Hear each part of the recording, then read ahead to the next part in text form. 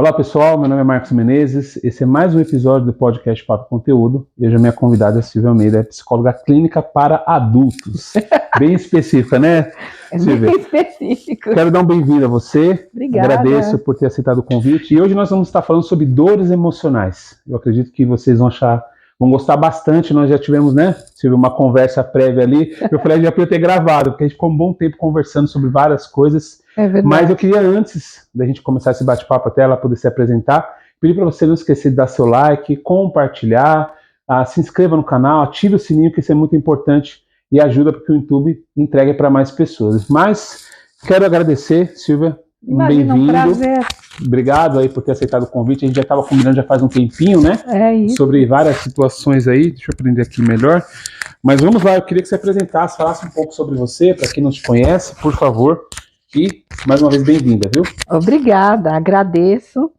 Espero que vocês gostem, porque é um assunto que me encanta há 40 anos.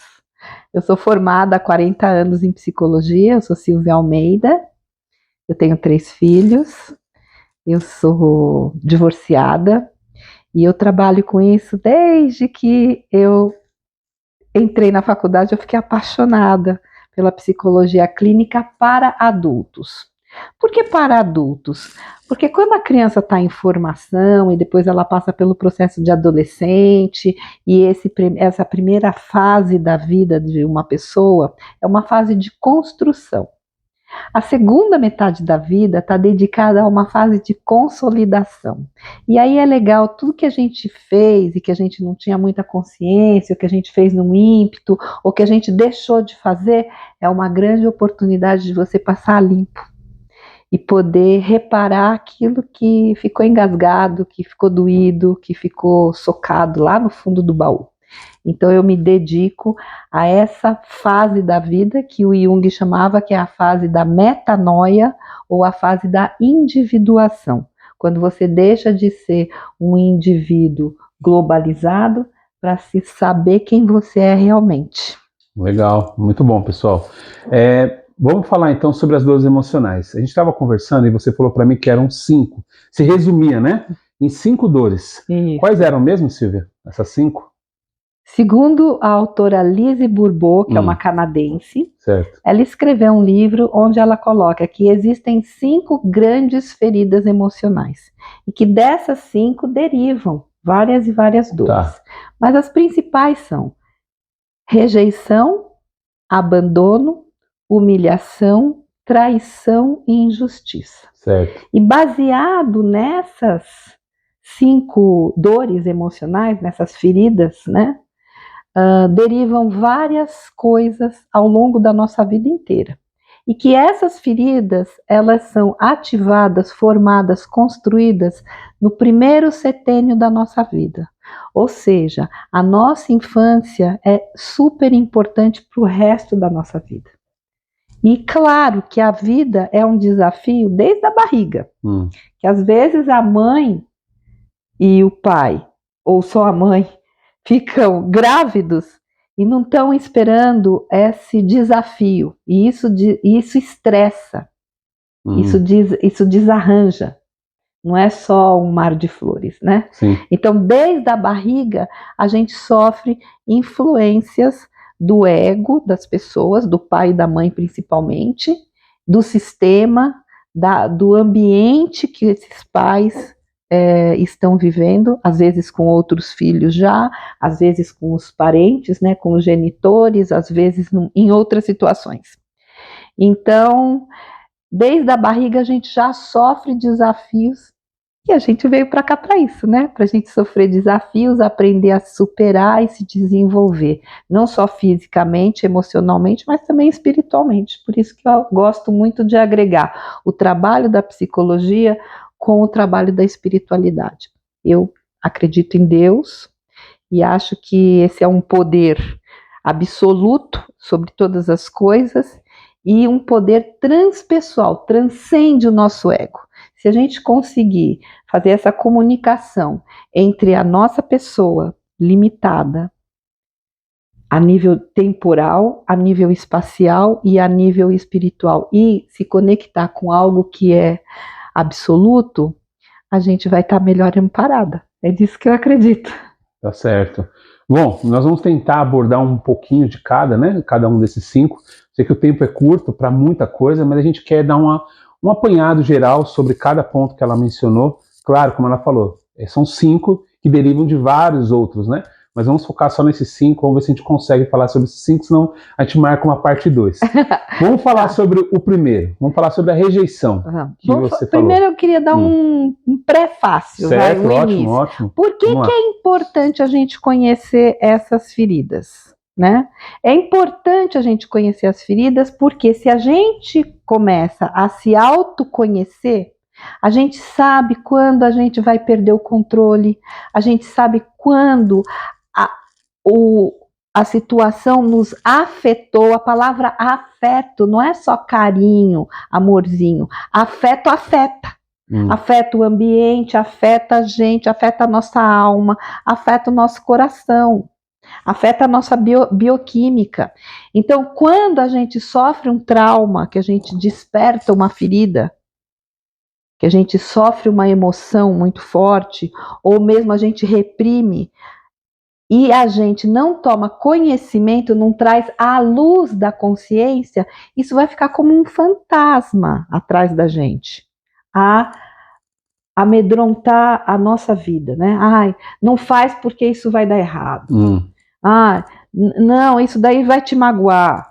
Não faça isso. Não pode ser assim. Isso não está certo, isso não vale. E a gente vai criando crenças que vão limitando a gente. Certo. E a gente vai ficando encapsulado nas nossas dores que a gente nem sabe que a gente está sentindo ou que a gente está passando. Então, o processo de autoconhecimento é importante, aliado com a fé.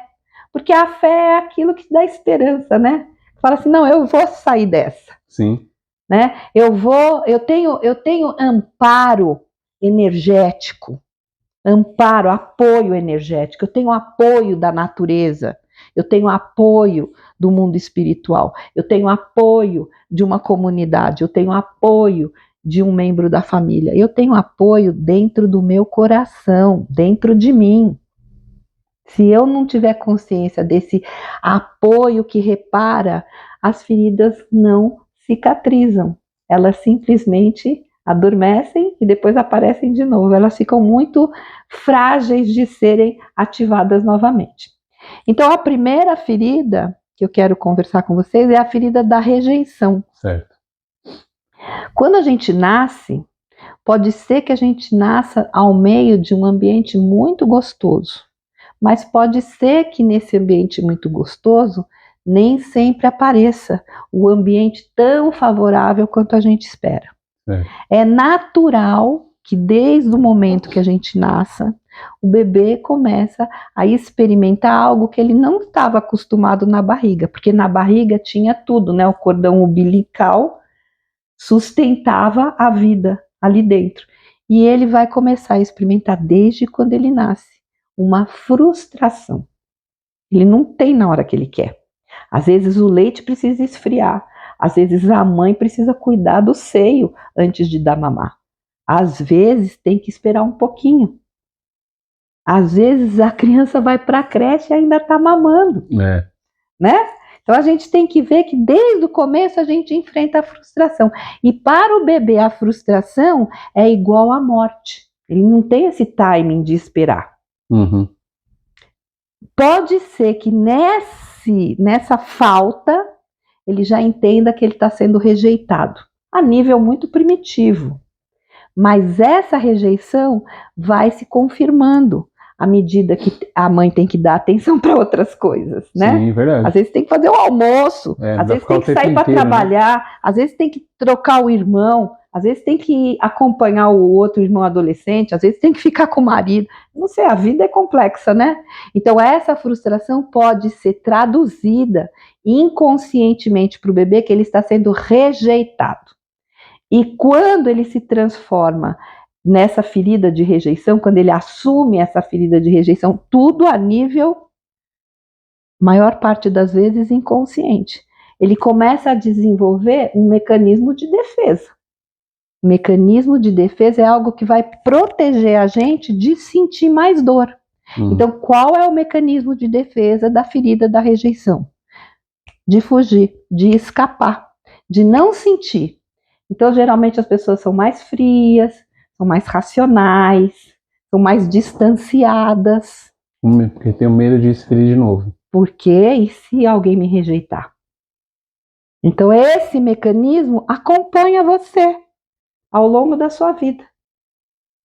Porque você tem medo de se expor, porque se você se expor, se você mostrar seu afeto, pode ser que alguém não queira. Mas isso, Silvia, que você falou, não é de uma forma geral, todo mundo passa por isso? Essa rejeição? Todo mundo passa por todas as feridas, né?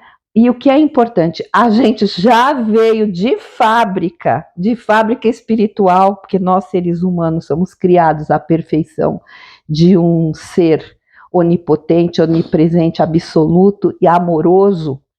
Nós somos criados com um mecanismo de reparações. Então, se você é criado num ambiente onde você é valorizado, a ferida de rejeição não vai pular. E isso vai sedimentando, e você vai criando o amor próprio, você vai criando autoestima e por aí vai. Mas eu vou seguir nas outras para a gente entender o complexo. Sim, tá certo. O complexo do conjunto, né? Tá certo. Se você passa bem por essa ferida, você vai encontrar a ferida do abandono. O que é a ferida do abandono? Estava tudo indo bem até que você foi deixado de lado. Até que seu irmão nasceu. Até que você teve que sair de casa e ir para a creche. Né? Até que o seu pai teve que ir trabalhar, acabou as férias. Até que alguém resolveu estudar de noite e você ficou o dia inteiro mais à noite sem aquele laço afetivo que te dava garantia. Então você foi abandonado, é diferente de rejeitado. Rejeitado é eu não quero. Certo. Abandonado é eu te largo. Então se você foi abandonado, e isso a nível inconsciente, eu repito, certo. E você não deu conta, não reparou com a vida cheia de aspectos positivos, ou seja, contra a dor, a favor do amor, você vai adquirir dependência. Então, se você foi abandonado, você vai ser bonzinho, você vai ser dependente emocional. Você vai fazer tudo para agradar o outro, aquela pessoa que não fala não. Porque senão ela pode ser abandonada. Então você entrega a sua vida afetiva nos braços de outra pessoa. A outra pessoa decide. Então se ela não gostar de você, ela te abandona a qualquer momento. A gente carrega isso a vida inteira. É verdade, total. Faz total sentido. Aí a gente pode fazer o papel de vítima, o papel de mártir, papel de, vários papéis na vida. Exagero, né? Parece que, nossa... É muita coisa, né? É muita coisa. Aí tem o papel da humilhação. Você se sente humilhado, você se sente desprezado. Aí eu preciso dar uma olhadinha na minha cola. No papel da humilhação, o que a gente vai fazer no papel da humilhação? No papel da humilhação, a gente vai se tornar masoquista. A gente vai se tornar meio mártir, meio se sacrificar pelos outros. Porque se você não se submeter, você não vai ser amado. Então, há muitas pessoas que são grandes servidores, grandes doadores, e escondem uma ferida de masoquismo. Porque se eu não fizer, se eu falar não, eu vou incorrer num abandono, eu vou incorrer numa rejeição. Então, vão derivando as coisas. Certo, mas deixa eu fazer uma pergunta. Eu entendi. Mas o fato da pessoa ser uma pessoa... Isso não tem nada a ver com generosidade. Não, gente, tudo é a dose. Né? Tá. O remédio se torna veneno. Né? É a mesma coisa. Mas ele pode tanto matar quanto salvar. E tudo isso a história disso é uma dor que você reconhece, mas você não reconhece o desdobramento disso sempre. Isso vai para o seu inconsciente, fica um trauma. E se a gente não sabe lidar com o trauma e reparar o trauma e ser um adulto saudável para falar, vem aqui que eu cuido de você, eu não vou te abandonar, você mesmo falando para você, é você adulto saudável, consciente, sabendo que quando você está muito dependente emocionalmente, é porque você está se sentindo abandonado, você tem medo de ficar abandonado. Sim. Então, se você não falar para você mesmo que você dá conta, que tá tudo bem não agradar todo mundo sempre, você não consegue agradar todo mundo sempre. Ah, não. E você precisa agradar os outros como a você também. Sim. Você não pode perder a sua identidade porque o outro não vai gostar de você. Você tem o direito de ter a sua identidade. Ah, sim, não. Senão então, tudo é a dose. Doação, reciprocidade, generosidade, caridade são pontos virtuosos. Porém, se você só se dedica a isso, você está mascarando alguma coisa. Porque a vida tem um equilíbrio, né? Entendi. A vida tem que ter equilíbrio. Se colocar muita água na plantinha, a plantinha vai morrer afogada. Se não colocar nada de água, ela vai morrer ressecada. Então tem que ter um equilíbrio. É interessante. Eu perguntei porque, eu fiquei pensando, será que a pessoa ela doa muito, é muito generosa por causa disso, dessa questão deixa eu fazer, porque às vezes é a questão da falta de atenção, né? A pessoa fala, poxa, se eu não doar, ninguém vai me notar, e se ninguém notar, eu vou ficar meio perdido, a síndrome, né? De você se sentir útil, né? Porque se você não for útil, você é descartável. Exatamente. Né? Então, assim, nós somos muito complexos. É interessante você dedicar um tempo para você mesmo. Para você falar como eu sou, como eu reajo, como eu sinto. Desde pequeno, se a gente for educado para isso, eu sou completamente ativista no campo da educação emocional. Se a gente tiver uma educação emocional, como a gente não tem, a gente vai aprendendo no tranco, né? E o corcunda sabe como deita. Né? Se você está sofrendo abandono, ou mesmo internamente você se acha abandonado, você vai ser mais refém do afeto dos outros.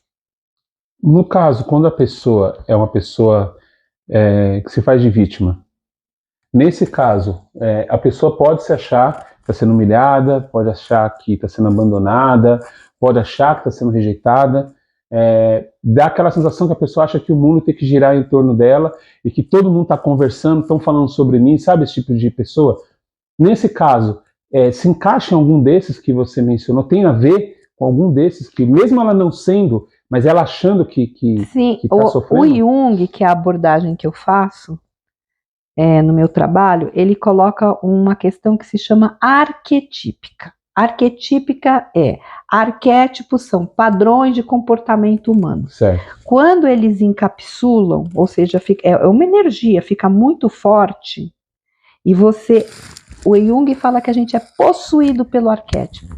Então a gente é possuído por um padrão de comportamento. Se eu me sentir vítima, eu serei vítima não é só no trabalho, serei vítima em tudo da minha vida. Tá. Você fica possuído pelo padrão da vítima. Então você fica monovisão.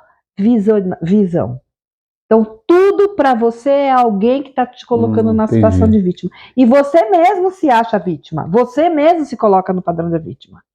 E isso precisa de um trabalho de autoconhecimento mais profundo para você reconhecer que você está virando vítima e aí você mesmo falar, show, eu não quero isso para mim. E se posicionar de uma maneira diferente. Agora, quem está no meio de um mundo que não é cheio de altos e baixos, que não é temperado, vamos dizer assim, num mundo mais opressivo, muitas vezes vai se sentir super vítima. E tem um motivo de se sentir super vítima. Mas se você se afundar nisso, você cai no fundo do poço. Né? Então a gente precisa seguir. Então autoconhecimento é importante.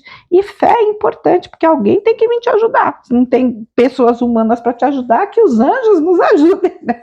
Para a gente poder sair do buraco. Tá certo. E os nossos próprios recursos, entendeu? A espiritualidade traz a esperança em você. Não é que vai vir alguém para te ajudar. Você vai se ajudar. Porque você tem um amparo energético, invisível, espiritual. Você pode crer ou não crer, mas existe. Se você querer, fica mais fácil para você. Se você não crer, vai ficar um caminho mais difícil. Eu acredito nisso. Não tem mais ou menos, né? Você crê, você não crê. Fé é uma coisa para ser cultivada, mas não existe assim, eu acredito mais ou menos. Acredita mais ou menos, você tem dúvida, e a dúvida separa. A dúvida não une, a dúvida separa. Muito bom. Vamos falar do quarto, então? Quarto, traição. Vou falar do quarto e do quinto, Tá. porque eles são meio que complementares. Ótimo. A máscara de proteção, o mecanismo de proteção é o mesmo, mas tem uma visão um pouco diferente. Certo. A quarta ferida é a traição. Então, se você se sente traído, você vai perder a confiança. Para você não perder a confiança, você tem que fazer um esforço. Porque se você perde a confiança, como é que você vai viver no mundo, Sim. né? Você vai estar fazendo um esforço. Para você fazer esse esforço, você vai usar o mecanismo de proteção de controle. Então, você vai sempre querer controlar a situação, controlar as pessoas para não sair nada errado. Porque se sair errado, você pode ser alvo de uma traição. Ou seja, o outro vai te passar para trás, o outro vai te encobrir coisas. A cabeça começa a minhocar, que eu falo. Então você desenvolve o padrão de controle. Se você não sabe delegar, quando você está trabalhando numa equipe, porque você não confia que o outro vai fazer. Muitas vezes o outro não faz e só corrobora, né? Exatamente, já bate em cima. Mas pode acontecer também dessa pessoa não confiar pela questão da traição, porque a gente estava conversando, traição necessariamente não é só sexual, pode ser qualquer tipo de traição. Qualquer tipo. E aí a pessoa, o chefe passou um trabalho, um projeto para aquele funcionário fazer, ele não fez, por isso ele foi prejudicado, tomou uma bronca, então ele perdeu a confiança naquele funcionário. Então faz total sentido ele não passar, porque ele não confia. Mas às vezes ele não confia, ele não passa nem sem antes saber, né? Mas deixa eu voltar então lá no que a Lise Bourbeau falava. A traição, ela começa mais ou menos entre 4 e 6 anos de idade, aonde a ideia de família, pai, mãe e filho, um tem que cair fora. Porque o filho, homem, tem uma identificação com a mãe. A filha, mulher, tem uma identificação com o pai. Mas o casal é o papai e a mamãe. Então você é um rival na cama dos seus pais.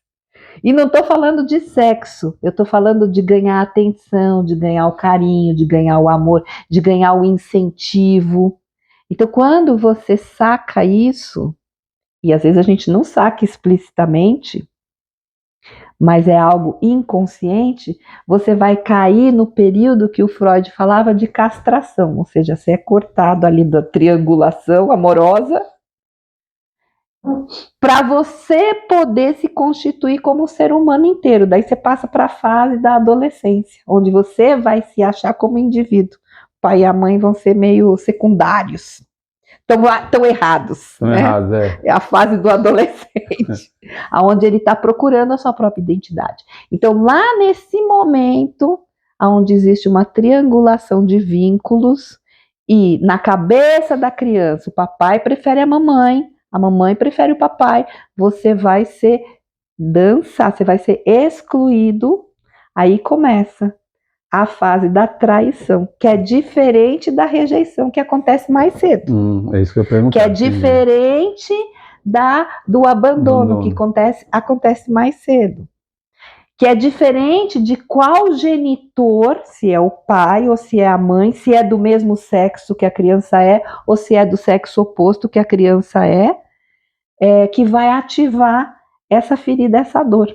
Entendeu? Então, a traição traz a desconfiança. E a desconfiança traz o controle para poder reparar e superar. A vida tem que seguir. Sim. Ao contrário do injustiçado. O injustiçado tem uma dor rígida. Então, como ele é injustiçado, sempre as coisas acontecem com ele. Anda um pouquinho com a vítima. Né? O que acontece? A gente ativa um mecanismo de rigidez. Eu vou me endurecer, eu não vou chorar, eu não vou ficar dependente, eu não vou sofrer, e aí eu adoto uma postura mais rígida. E a postura mais rígida faz com que o controle não seja mais dirigido para fora, o controle é interno. Então, eu me cobro muito, eu não permito erro, eu não permito deslize, eu não permito julgamento, então eu tenho que ter uma lisura quase que impossível para o ser humano. E isso provoca muitas situações difíceis. Sim. E todas essas feridas, elas andam com toda a bioquímica do nosso corpo. Então a gente dispara, os nossos hormônios disparam de uma maneira X, Y ou Z, capaz de mudar o nosso corpo, a nossa forma física, capaz de produzir doenças específicas. O controle é tanto que você tem prisão de ventre, por exemplo. A falta de controle é tanto que você tem diarreia, por exemplo. E por aí vai, porque o corpo vai falar sobre as nossas emoções, mesmo que a gente não saiba. Então, de novo, autoconhecimento, para a gente saber qual é o nosso, onde que o remédio vira veneno e como fazer para a gente não chegar nessa dose. Sim. E fé, para a gente saber que tem algo maior que nos protege, que nos ama incondicionalmente. Se a gente fizer certo, se a gente fizer errado. A gente estava conversando um pouco antes de nós começarmos, a gente estava falando sobre a questão das reações, né? Da felicidade, da tristeza, como o corpo reage, né? Envolve um pouco disso tudo sobre a questão das dores emocionais, né? Ela estava comentando que quando você lembra de uma dor, pode ser uma traição, pode ser um luto, pode ser uma chateação que você teve, você chora, você fica triste, mas o corpo não sente, é um sentimento, né? Fala um pouco sobre isso, Silvia, que eu achei muito interessante. O corpo tem uma resposta às nossas memórias. A resposta do prazer, da felicidade, do bem-estar, ela é mais sensorial. A resposta da tristeza, da dor, do pesar, ela é mais abstrata, mais no campo da memória. Mas você não sente. Fisicamente falando. Muito embora o corpo possa apresentar sintomas. Então você pode adoecer por tristeza. Né? Já está comprovado que algumas doenças autoimunes são frutos de emoções mal resolvidas, de emoções negativas que o indivíduo vibra todo o tempo, mesmo que ele não saiba. Não sabe mais ou menos, entendeu? Mas quando você está assim, ruminando uma dor muito tempo, é porque você não superou o trauma. Quando você supera o trauma, porque tudo tem os dois lados, né? Uma pessoa que é mais rígida, ela pode ser altamente criativa, porque ela só confia nela mesma, né? Ela precisa ser perfeita, então ela desenvolve a criatividade muito mais rápida do que uma pessoa que é dependente. Então tudo tem os dois lados. Se você conduzir a tua energia para algo mais positivo, você vai desenvolver talentos. Se você conduzir a sua energia para algo mais negativo, para crenças mais negativas, você vai produzir mais doenças. Doenças emocionais, doenças físicas, congelamentos, né? Paralisações. Às vezes você não quer saber, então você não enxerga, não quer saber, não quer ter notícia, não quer ficar negando. Então, assim, a psicologia explica muita coisa, mas não adianta a gente só ter as explicações, a gente precisa perceber na gente para a gente poder operar as mudanças. Sim. A gente pode querer muito mudar, mas a decisão de mudar implica na gente agir, e agir implica numa mudança de comportamento. Então, quem nasceu primeiro, o ovo ou a galinha? A gente não sabe ainda, mas a gente procura viver para trazer harmonia, não perfeição.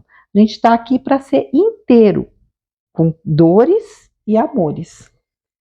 E não é para a gente ser perfeito, para a gente ser inteiro e ter harmonia na nossa vida. Quando a gente tem harmonia na nossa vida, a planta tem as ervas daninhas, aí tem as minhoquinhas, daí tem os insetos, mas daí tem a borboleta, daí tem a abelha, e o mundo vai se organizando dentro das diferenças. É por aí. Até porque a vida, ela acontece de várias formas, né? Você vai passar por essas situações, até mesmo que você mencionou, na fase adulta, né? Que aí, de fato, é uma rejeição, a pessoa sofreu uma rejeição, ela sofreu um abandono, ela foi humilhada de fato, ela realmente foi injustiçada, ela realmente teve uma traição, né? Então aí tomou consciência disso e está decidindo fazer diferente, está decidindo se curar. Ótimo. Porque senão você nega e é sempre o outro. Ah, sim, sempre joga para outra pessoa. Sempre joga para outra pessoa, entendeu? Vamos falar um pouco, a gente já está partindo para a parte final aqui do nosso episódio, como eu falei, é muita coisa, a gente está falando aqui rapidamente, né, Silvia? Para a gente tentar abordar tudo. Que dica e sugestão você dá para as pessoas que estão nessa situação? Porque a pessoa tem lá as suas, você falou, inconsciente, que veio acompanhando, e a pessoa acha, eu acho que eu sou vitimista, eu acho que realmente eu fui abandonado, ou que eu fui humilhado, enfim, um pouco daquilo que você falou. Que dica que você dá para a pessoa conseguir se ajudar? Porque eu acho que a dificuldade maior é a pessoa reconhecer, e quando ela reconhece, ela fala, tá, e aí? Reconhecer, o que eu faço agora? Para onde eu vou? Para onde eu sigo, né? Exato. Então, vamos lá. Eu separei algumas dicas bem pontuais que podem ser interessantes. Então, primeiro, um diário emocional. Separa um espaço no seu computador ou no seu celular, né? Eu que já sou um pouco mais antiga, eu gosto de caderno. Para eu escrever um diário emocional. Não precisa ser exatamente todos os dias, mas toda semana faz uma revisão emocional, como é que foi a sua semana, como você se sentiu. Não é porque, é para quê. Para que eu tô tão zangada essa semana? As mulheres falam uma coisa muito interessante, elas falam assim, é TPM. Os homens também falam, ela deve estar com TPM. TPM, para uma terapeuta que eu tive alemã, muito interessante. Ela falava assim, TPM significa tensão entre o matriarcado e o patriarcado. TPM, tensão entre o patriarcado e o matriarcado. Ou seja, a gente está em conflito com as nossas partes. Sim. Positivo e negativo, né? Bom e muito flexível e muito rígido, e por aí vai. Certo. Né? Então, faça um diário emocional. A outra coisa, faz uma roda da vida e coloca as áreas da vida. Então, pessoal, social, religioso, intelectual, corpo físico, lazer, finanças. Faz uma roda e fatia que nem uma pizza. Depois você pinta a fatia do dinheiro, da prosperidade financeira, você pinta quando você está de 0 a 10. 0 é aqui perto do centro e 10 é lá na borda, daí você pinta. Aí você fala assim, e social, como é que você está? Eu saio, tenho muitos amigos, tenho muitos colegas, aí você põe 8. Aí você põe família, como é que é? Não, família eu me dou mal. Dou 3, vai. Mas tem 2 pessoas que eu gosto, 3 pessoas que tá ruim. Aí você vai no lazer. Lazer não faço, nunca tenho dinheiro para fazer lazer. Então você põe 2. Aí você vai lá, corpo. Corpo tá legal. Saio para malhar, saio para correr, saio para fazer ginástica, eu cuido de mim, né? Passo meus creminhos, cuido de mim. Então põe 9. E aí depois que você coloriu a sua pizza de áreas da vida, você vê onde que está alto e onde que está baixo. Procura uma média, né? Então você vai dedicar a sua atenção para a área que está lá mais baixa. Porque não adianta ter 2, depois 9, depois 3, depois 7. Gira ali em torno de 5 a 7, né? De 7 a 9, sei lá. Depende de quão exigente você é. Sim, sim. O outro, deixa eu ver se tem mais algum. O outro é uma linha de tempo. Põe lá, 0, 50 anos. Aí você escreve lá. E de 5 em 5 anos, lembra dos fatos bons e dos fatos ruins e escreve. Meu irmão nasceu, repeti de ano, meu pai brigava muito comigo, meu avô morreu, né? Comecei a trabalhar, e coloca essa linha do tempo para você ver quais foram os períodos que teve coisas mais positivas. Mais positiva você escreve para cima, mais negativa você escreve para baixo da sua linha. Aí você vai vendo. Aonde que tá é fácil a gente ver. Agora, depois da gente ver, você tem que fazer o quê? Procurar um plano para você sair do ponto A e ir para o ponto B. Aí, desculpa, eu vou torcer a sardinha pro meu lado. Tem que fazer um pouco de terapia. Tem que fazer um pouco de terapia que tem um autoconhecimento que tem ponto cego. Então, só o outro pode te ajudar. E a gente faz 5 anos de faculdade.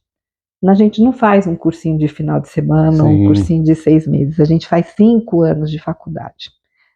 Né? E se a gente trabalha na área, o tempo que você tiver de idade depois de formado é o tempo que você vai ter de experiência. Eu tenho 40 anos de experiência. Então, para mim, é muito confortável falar desse tipo de assunto. Você não é obrigado a saber de tudo isso, mas você pode dar para você a oportunidade de você ter uma pessoa habilitada para te ajudar a olhar e reparar. Porque só diagnóstico não adianta. Ah, sim, verdade. Muito bom. Silvia, eu quero te agradecer. Foi muito bom o bate-papo, foi muito interessante, muita coisa. Eu sei que você está aí, deve estar pensando um monte de coisa. Então não esqueça, deixa aqui nos comentários, tá bom? Se você tiver alguma dúvida, alguma pergunta, para que a gente possa... ela possa responder, a gente possa de repente marcar um outro falando sobre algum outro ponto que você acha importante. Também não esqueça de compartilhar esse vídeo, porque tem muita gente que você está assistindo e está lembrando, pô, aquela pessoa precisa assistir. Então compartilha, também não se esquece de se inscrever, porque além desse episódio vai ter os cortes desse episódio também aqui, e dá o like para que o YouTube também possa entregar para mais pessoas. Silvia, eu queria que você deixasse seus contatos, rede social, telefone, enfim, aquilo que você quiser para que as pessoas possam te procurar, por favor. Tá. Acho que é silviaalmeida.pc, as minhas redes sociais. Certo. E o meu WhatsApp, 11 97576 0476. Maravilha. Vai estar aqui tanto na descrição, quanto obviamente você já está vendo que já está aparecendo aqui. Silvia, muito obrigado, viu? Foi um bate-papo muito bom. Obrigado à audiência, eu espero que vocês tenham gostado, eu espero que eu tenha colocado uma sementinha aí para vocês que quererem mais de educação emocional. É muito importante na nossa vida a gente saber como a gente se sente. Maravilha. Pessoal, então é isso. Muito obrigado e até o próximo episódio.